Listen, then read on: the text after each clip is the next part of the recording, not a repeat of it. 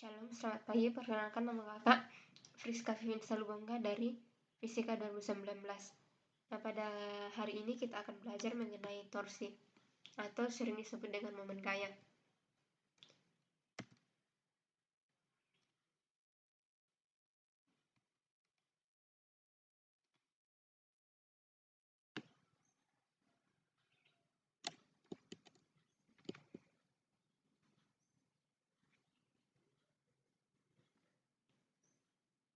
Agenda kita pada hari ini, yang pertama kita akan membahas mengenai materi, yang kedua contoh soal serta penyelesaiannya, dan yang ketiga itu latihan soal.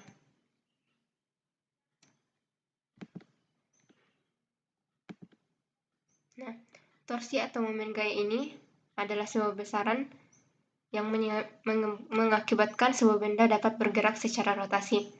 Torsi ini sendiri merupakan sebuah besaran vektor, sehingga arah sangat berpengaruh pada besaran torsi ini. Selanjutnya yaitu momen gaya selalu dihitung terhadap titik acuan tertentu. Torsi ini selalu memiliki titik acuan tertentu agar benda dapat bergerak secara rotasi. Yang kemudian dalam satuan internasional, torsi dituliskan sebagai Newton meter. Sebenarnya Newton meter ini sama dengan Joule, akan tetapi torsi bukan merupakan sebuah usaha ataupun energi, sehingga dapat ditetapkan bahwa torsi akan dituliskan dalam Newton meter saja. Secara matematis, torsi dapat dituliskan sebagai jarak dikali gaya sin theta. Nah, dikatakan sebelumnya bahwa arah sangat berpengaruh dalam torsi ini. Dalam menentukan arah, kita dapat menggunakan kaidah tangan kanan atau skrup. Pada kaidah tangan kanan, ibu jari selalu menunjukkan arah torsi itu sendiri, sedangkan jari-jari tangan yang lainnya menunjukkan gerak R yang menuju F. Dalam skrup itu sendiri, ketika gaya diputar berlawanan dengan arah jarum jam, maka torsi itu akan bergerak ke atas. Sedangkan ketika diputar berdasarkan arah jarum jam, searah dengan arah jarum jam, maka torsi akan bergerak ke bawah. Selanjutnya kita masuk dalam momen gaya dan percepatan sudut. Pertama yaitu hubungan gerak translasi dan gerak rotasi. Nah, secara umum, gaya pada gerak translasi yaitu hukum kedua Newton, yakni gaya sama dengan massa dikali percepatan. Pada slide sebelumnya kita telah membahas mengenai torsi, bahwa torsi merupakan gaya dikali jarak itu sendiri, sehingga dapat dituliskan massa dikali percepatan dikali R. Torsi itu dalam hubungan antara gerak rotasi dan gerak translasi. Percepatan itu sendiri merupakan alfa dikali dengan jari-jari, sehingga kita dapat tuliskan seperti ini. Nah, maka hasilnya massa dikali alfa dikali dengan rotasi dikuadratkan. Inersia merupakan sebuah kelembaban benda dalam mempertahankan geraknya.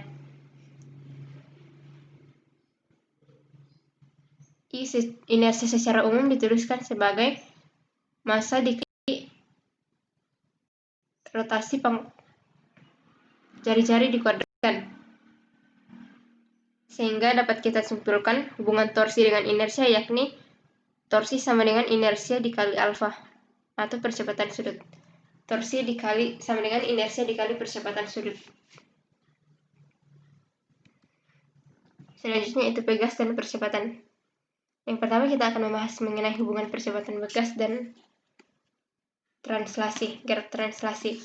Nah, pada gaya translasi kita mengenal massa dikali percepatan, sedangkan pada pegas, konstanta pegas dikali jarak itu sendiri.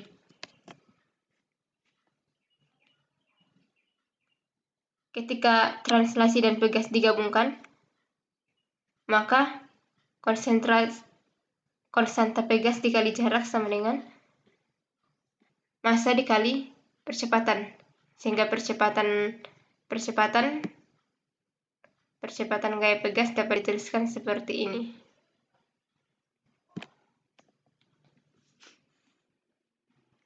Kita mengenal adanya percepatan sentripetal, di mana percepatan sentripetal merupakan V kecepatan dikuadratkan dibagi dengan jarak atau jari-jari. Rumus ini kita tampung terlebih dahulu. Kemudian kita akan masuk ke dalam hubungan percepatan pegas dengan rotasi.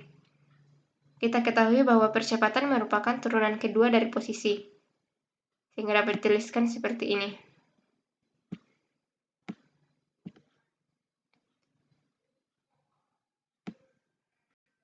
Hubungan antara percepatan translasi dan percepatan rotasi dapat dituliskan seperti ini, di mana percepatan sentripetal sama dengan V kuadrat dibagi dengan R, di mana V sama dengan omega dikali R.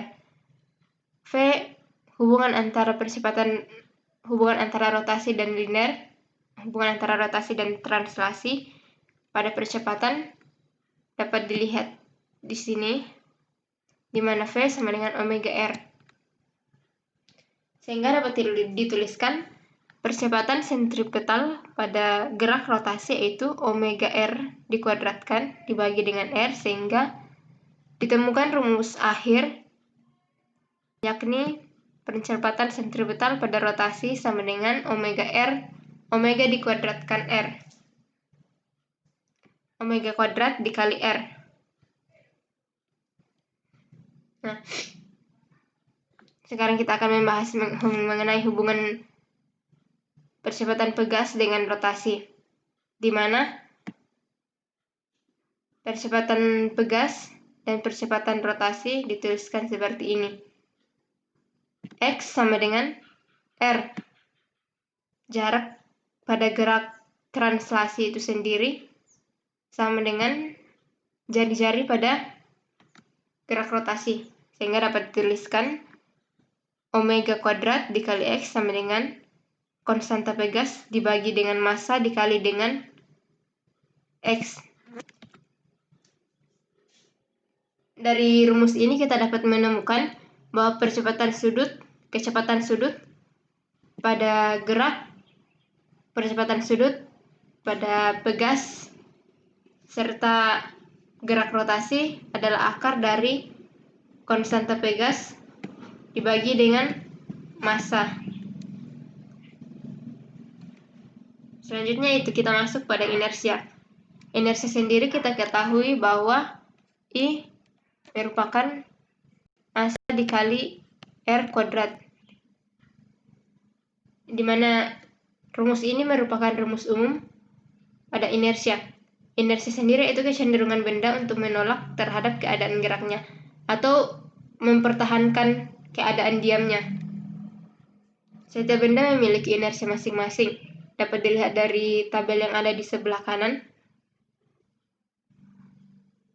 Terdapat jenis benda, gambar, serta momen inersia yang dimilikinya.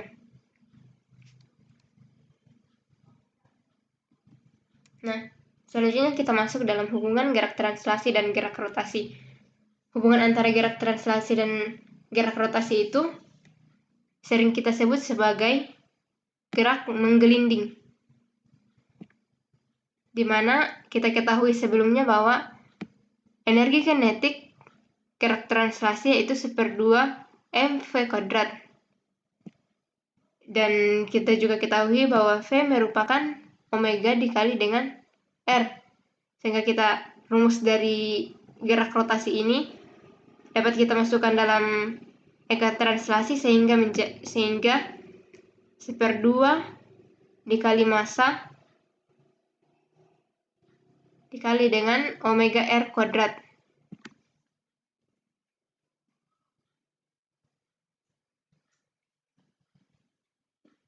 Di sini kita menemukan lagi bahwa I merupakan mr kuadrat, sehingga rumus dari eka rotasi itu sendiri dapat kita singkat menjadi 1/2 dikali inersia omega kuadrat.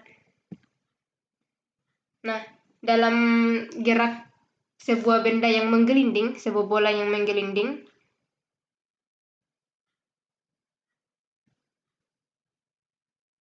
energi kinetik antara gerak translasi dan gerak rotasi itu digabungkan, sehingga kita menggunakan rumus energi kinetik total sama dengan 1/2 dari massa dikali kecepatan dikuadratkan ditambah dengan 1/2 inersia dikali inersia dikalikan dengan kecepatan sudut. Selanjutnya kita masuk dalam contoh soal yang pertama, yaitu diketahui sebuah benda dengan F1 seperti gambar ini.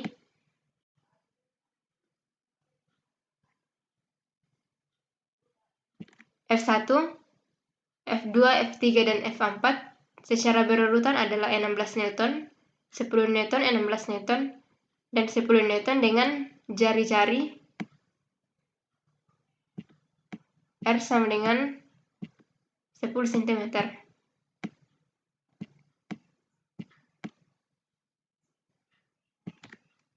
Nah, yang ditanyakan adalah jumlah torsi dengan titik pusat sebagai poros perputarannya. Titik pusat sendiri itu adalah ini sebagai poros atau titik acuan. Telah dikatakan sebelumnya bahwa sebuah torsi itu memiliki titik acuan tertentu. Untuk menjawab soal tersebut, maka dapat dituliskan diketahui terlebih dahulu, diketahui, dan ditanyakan yaitu torsinya. Nah, dalam mencari torsi ini atau sigma torsinya, kita mencari gaya serta torsi terlebih dahulu secara terpisah. Nah, gaya pada benda pertama, gaya pada F1Y sama dengan 16. F1 yang kita ketahui bahwa F1 sama dengan 16, sehingga 16 dikali cos 53, di mana sudut yang ada sama dengan 53 derajat. 53 sehingga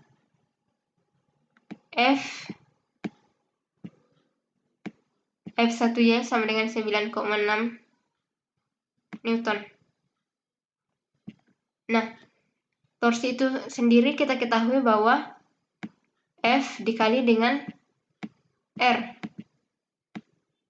sehingga dapat ditemukan torsi pada gaya pertama yaitu 0,96 Newton meter. Sama seperti selanjutnya, F1, F2, F3, dan F4 dicari dengan pengerjaan yang sama. Kemudian sigma torsi, yaitu kita menjumlahkan torsi-torsi yang ada, di mana torsi pertama dijumlahkan dengan torsi kedua, dijumlahkan dengan torsi ketiga, dan dijumlahkan dengan torsi keempat, sehingga total torsi yang ditemukan yaitu 2 Newton meter.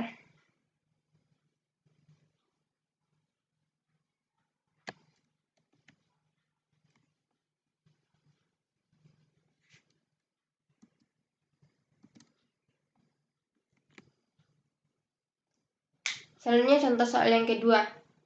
Diketahui sebuah silinder pejal menggelinding dengan kecepatan V sama dengan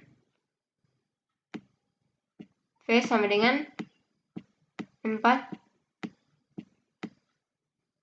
meter per second dan berhenti dalam waktu 2.2 second. Silinder pejal tersebut memiliki massa 4 kg dengan jari-jari 4 cm.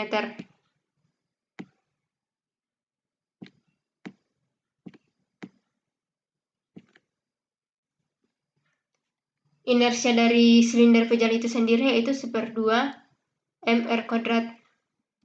Nah, dari soal tersebut kita dapat mencari, diketahui, dan ditanya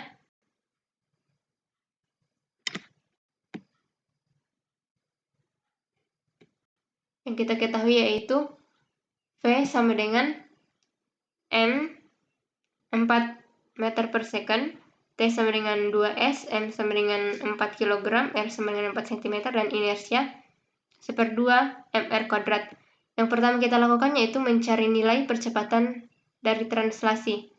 Nah, menggunakan rumus GLBB yang pertama, sehingga dapat ditemukan percepatan sama dengan 2 meter per second kuadrat. Artinya, min 2 meter per second kuadrat, di mana min ini berarti bahwa gerak ini mengalami perlambatan. Yang kedua itu mencari jarak yang ditempuh.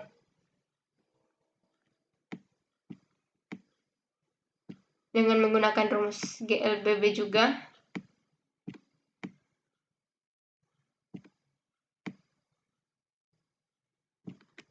kita dapat mencari jarak yang ditempuh yakni 4 meter. Nah, setelah mendapatkan percepatan serta jarak yang ditempuh secara translasi, kita mencari alfa itu sendiri, di mana percepatan sama dengan alfa dikali R, maka alfa sama dengan percepatan dibagi R,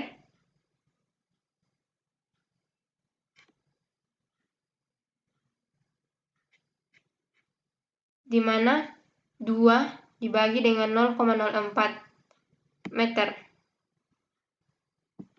sama dengan 50 radian per second kuadrat. Langkah terakhir yang kita lakukan yaitu mencari torsi.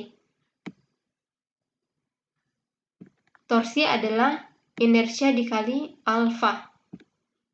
Sehingga kita tinggal memasukkan rumus serta nilainya, di mana inersia sama dengan 1/2 inersia dari silinder berjalan yaitu 1/2 mr kuadrat.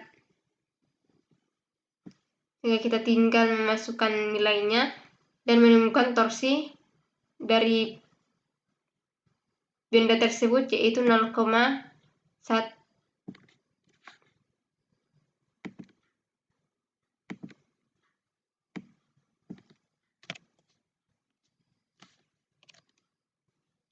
0,16 Nm. Ini adalah referensi materinya. Sekian dari saya, terima kasih. Semangat mengerjakan latihan soal.